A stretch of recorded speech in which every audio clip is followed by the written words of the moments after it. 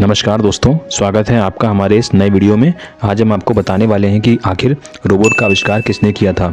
दोस्तों, आज हम जिस ज़माने में जी रहे हैं वहाँ रोबोट जैसा शब्द कोई आश्चर्यजनक नहीं है। आज हम आपको रोबोट के बारे में पूरा इतिहास बताएंगे और यह भी बताएंगे कि इसकी खोज व आविष्कार या अवधारणा कहाँ से आरंभ हुई। सबसे पहले जानते हैं रोबोट क्या है।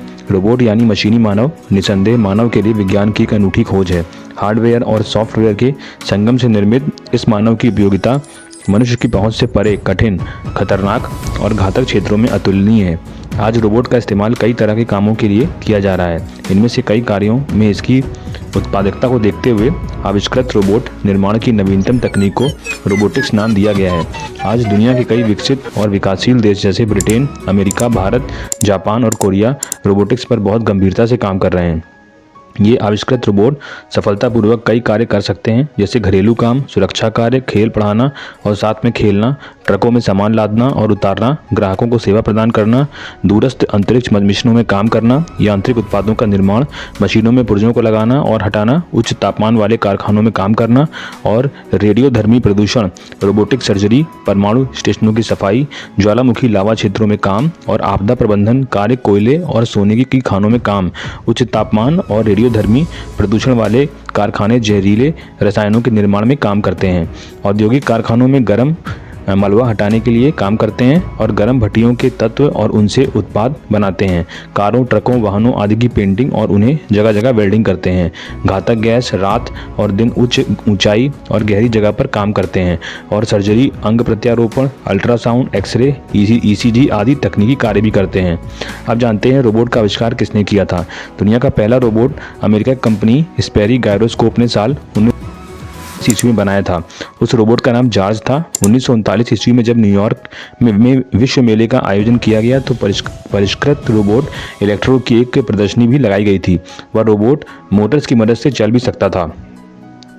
अमेरिका की कंपनी ने साल 1962 में एक औद्योगिक रोबोट का निर्माण किया था। 1980 तक ऐसे रोबोट बन चुके थे जो इंसानों की तरह कारखानों में वेल्डिंग, नट बोल्ट खोलने और कसने आदि का काम करने लगे थे।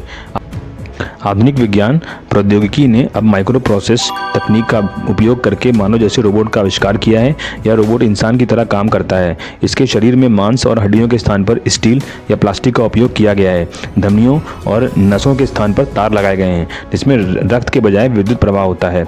रोबोट माइक्रो प्रोसेसर की मदद से बोलते हैं, कैमरे की मदद से देखते हैं और संवेदी उपकरणों की मदद से स्पर्श करते हैं। रोबोट को संचालित करने वाले कंप्यूटर को रोबोट के अंदर या बाहर रखा जा सकता है।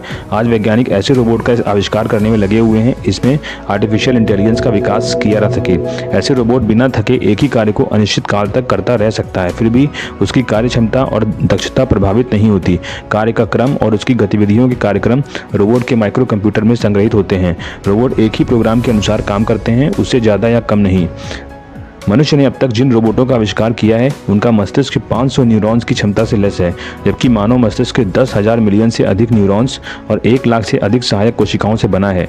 हालांकि मानव मस्तिष्क की संरचना बहुत जटिल और संवेदनशील है। इसे तैयार करना और इसे रोबोट में विकसित करना असंभव लगता है, लेकिन इस दिशा में भी वैज्ञानिक ने कदम उठाए हैं।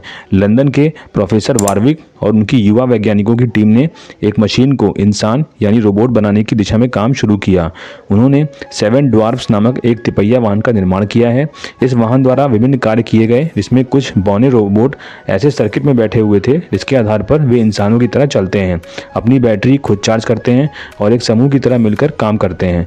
प्रोफेसर वारविक को विश्वास है कि आने वाले समय में वे मानव मस्तिष्क के योग्य मशीनी मस्तिष्क बनाने में अवश्य ही सफल होंगे। अमेरिका द्वारा विकसित एक्सप्लोरर, पाथफाइंडर, स्पिरिट और रोवर जैसे रोबोटों को मंगल ग्रह पर जीवन की खोज के लिए इस्तेमाल करने के लिए भेजा गया था। नासा द्वारा अन्य ग्रहों पर भी रोबोटिक मशीनें भेजी गई हैं। ये रोबोटिक मशीनें अपनी क्षमता से अधिक और निर्धारित अवधि से अधिक समय से सफलतापूर्वक काम कर रही हैं। आज दुनिया भर के वैज्ञानिक ऐसे रोबोट का आविष्कार करने में लगे हुए हैं जिनमें इंसानों की तरह आर्टिफिशियल इंटेलिजेंस को स्थापित किया जा सके। एलन टर्निंग नामक वैज्ञानिक ने कृत्रिम बुद्धि को मापने की एक विधि का आविष्कार किया है। इसे टर्निंग टेस्ट नाम से नाम दिया गया है। आर्टिफिशियल इंटेलिजेंस विगत कई दशकों से चर्चा के केंद्र में रहा एक ज्वलंत विषय है। वैज्ञानिक इसके अच्छे और बुरे परिणामों को लेकर समय समय पर विचार विमर्श करते रहते हैं। आज दुनिया तकनीक के माध्यम से तेजी से बदल रही है। विकास को गति देने और लोगों को बेहतर सुख सुविधाएं उपलब्ध कराने के लिए प्रत्येक क्षेत्र में अत्याधुनिक तकनीक का भरपूर उपयोग किया जा रहा है। बढ़ते औद्योगिकीकरण, शहरीकरण और भूमंडलीकरण ने जहां विकास की गति को तेज किया है, वहीं इसने कई नए समस्याओं को भी जन्म दिया है, जिनका समाधान करने के लिए नित नए उपाय अपनाए जाते हैं। जहां वैज्ञानिक आर्टिफिशियल इंटेलिजेंस के अनेकानेक लाभ गिनाते हैं, वहीं ये यह भी मानते हैं कि इसके आने से सबसे बड़ा नुकसान मनुष्यों को ही होगा, क्योंकि इनका काम मशीनों से लिया जाएगा जो स्वयं ही निर्णय लेने में सक्षम होंगी, और यदि उन पर नियंत्रण नहीं किया गया तो ये मानव सभ्यता के लिए हानिकारक हो सकती हैं। ऐसे में इनके इस्तेमाल से पहले लाभ और हानि दोनों को संतुलित करने की आवश्यकता होगी।